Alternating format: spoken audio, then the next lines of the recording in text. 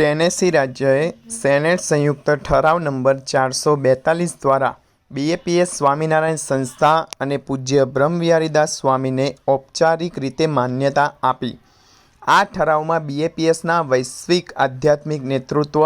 અને માનવતાવાદી પ્રભાવનું સન્માન કરવામાં આવ્યું હતું અને આધુનિક ઇતિહાસમાં વૈશ્વિક શાંતિ સ્થાપિત કરવા માટેના સૌથી મહત્વપૂર્ણ સીમાચિહ્નોમાંના એક અબુધાબીમાં BAPS હિન્દુ મંદિરના નિર્માણનું નેતૃત્વ કરવા બદલ પૂજ્ય બ્રહ્મવિહારીદાસ સ્વામીને માન્યતા આપવામાં આવી હતી। 2001ના ભુજ ભૂકંપ દરમિયાન વિશાળ સ્વયંસેવક રાહતનું સંકલન કરવા,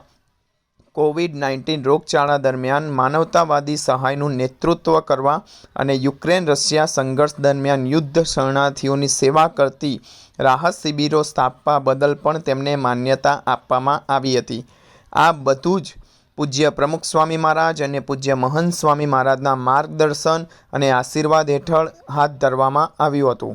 જેમના ભક્તિ, સેવા અને સંવાદિતાના આજીવન સંદેશાઓ પૂજ્ય બ્રહ્મવિહારીદાસ સ્વામીના પ્રયાસોને માર્ગદર્શન આપતા રહે છે।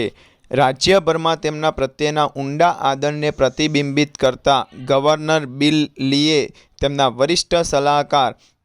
જ્હોન ડીબેરી અને ગૃહ પ્રતિનિધિ માર્ક સ્પાર્ક્સ દ્વારા તેમનું ઉષ્માભર્યું સ્વાગત કર્યું, જેઓ ઇન કન્વર્ઝન નામના 2000થી વધુ લોકોના વિશાળ આધ્યાત્મિક સભા દરમિયાન પૂજ્ય બ્રહ્મવિહારીદાસ સ્વામીનું વ્યક્તિગત રીતે સન્માન કરવા એટલાન્ટા ગયા હતા, જેમાં જ્યોર્જિયા રાજ્યભરના સરકારી મહાનુભાવો પણ સામેલ હતા। આ માન્યતા ટેનેસીના મુખ્ય મૂલ્યો અને BAPSના નિસ્વાર્થ સેવા, એકતા અને તમામ વ્યક્તિઓના ઉત્થાનના માર્ગદર્શન સિદ્ધાંતો વચ્ચેના મજબૂત સંરેખણને પ્રકાશિત કરે છે। આ આદરણીય સ્વીકૃતિ ફક્ત BAPS અને ટેનેસી રાજ્ય વચ્ચેના સંબંધને મજબૂત બનાવે છે, એટલું જ નહીં પરંતુ સહિયારા, આદર અને સહયોગી ભાવના દ્વારા વધુ સારા વિશ્વના નિર્માણ માટે તેમની પરસ્પર પ્રતિબદ્ધતા પણ ભાર મૂકે છે।